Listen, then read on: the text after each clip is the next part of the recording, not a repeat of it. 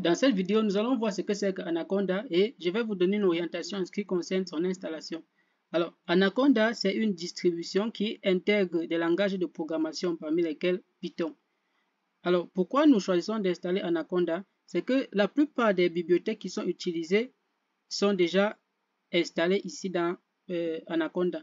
Donc, si on télécharge Anaconda, on n'a plus besoin d'installer quelque chose d'autre. Donc, en téléchargeant Anaconda, on pourra déjà programmer. Donc, la plupart des bibliothèques sont déjà installées. Et lorsque vous téléchargez donc Anaconda, lorsque vous ouvrez, vous apparaissez ici.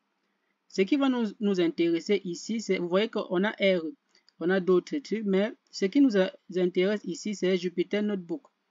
Cette interface-ci là va nous permettre d'écrire notre code R Python. Donc, lorsqu'on aura installé, on va cliquer là et on va atterrir sur notre interface où nous allons écrire notre code Python. Pour télécharger et installer Anaconda, c'est très simple. Vous ouvrez votre navigateur, chez moi c'est Microsoft Edge et c'est déjà ouvert, et vous tapez le nom Anaconda. Anaconda. Une fois que vous avez tapé le nom, vous appuyez sur Recherche. Vous voyez le nom Anaconda, là, Download Anaconda. Je vais cliquer sur le premier lien et on a téléchargement gratuit. Vous allez remarquer le logo. Alors là, vous appuyez sur télécharger.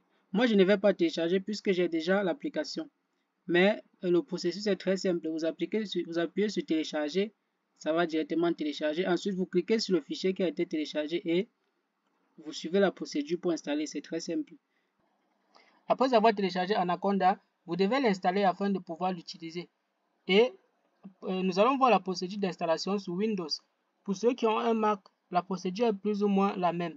Donc, vous cliquez sur le lien de téléchargement. Donc, vous attendez que le téléchargement finisse et vous cliquez sur le fichier que vous avez téléchargé. Lorsque vous ouvrez dans le fichier que vous avez téléchargé, vous apparaissez ici.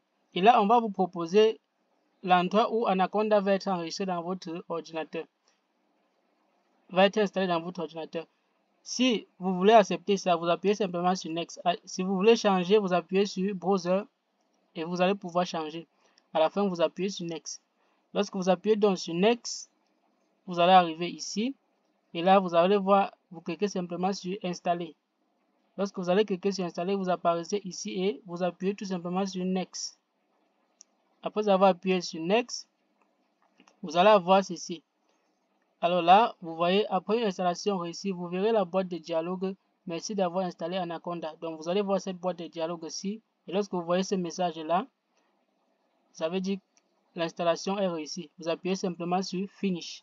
Et là, vous pouvez ouvrir Anaconda et l'utiliser. Lorsque vous ouvrez Anaconda sur votre ordinateur, vous vous retrouvez sur cette fenêtre ici. Vous voyez plusieurs applications là, parmi lesquelles RStudio. Alors, ce qui nous intéresse ici, c'est Jupyter Notebook. Je clique donc sur Jupyter Notebook pour l'ouvrir. Lorsque vous appuyez donc sur Jupyter Notebook, vous apparaissez sur cette page ici. Là, vous pouvez voir les fichiers que moi j'ai déjà eu à créer par le passé. Et là, donc lorsque vous allez créer vos fichiers, ces fichiers-là vont apparaître ici. Cette fois-ci, donc pour créer un nouveau notebook, je vais appuyer sur New. Chez moi, c'est New. Peut-être chez vous, ça va afficher Nouveau. Donc, vous appuyez New et vous allez sur Python. Lorsque j'ai appuyé sur Python, j'apparais sur cette interface-là, l'interface Jupyter. C'est donc ici que nous allons écrire notre code Python. Nous allons voir comment cela fonctionne. Nous allons voir la présentation de l'interface dans les prochaines vidéos. Donc, c'était tout. Merci pour votre attention. Je vous donne rendez-vous très prochainement pour de nouvelles vidéos. Ciao.